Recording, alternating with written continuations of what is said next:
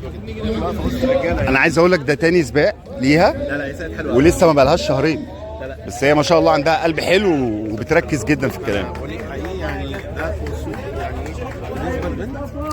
هي شهادتك دي احسن من المركز الاول بالنسبه لي. لا هي انا بقول الحق. الله يبارك لك. يعني كواحده بنت برافو يعني اللي جاي هي لسه بتقول لي سواقته جامده قوي ما شاء الله، سواقته جامده، وطلع ده اول اوفرول بس.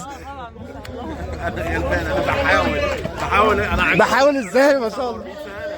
انا كبير كويس ان انا قادر اتعامل، بس انا كنت مبسوط لما شفت البرافو يعني ان شاء الله اللي جاي يعني لو ركبتي عمال رباعي هتتعبينا هتضايقينا يعني برافو عليك. لا جايين ان شاء الله. اللي جاي ان شاء الله. الله يخليك، شكرا حبيبي، عليكم كلكم. الله يبارك فيك، شكرا، مبروك ليك انت السباق كله، مبروك مبروك.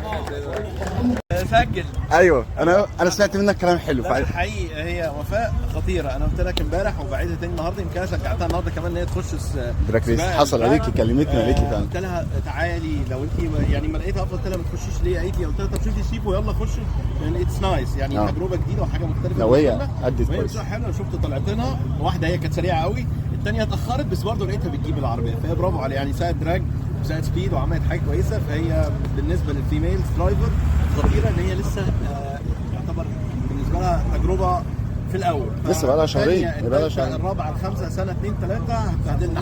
لا العفو كلنا بنتعلم منك. برافو عليك انت كمان.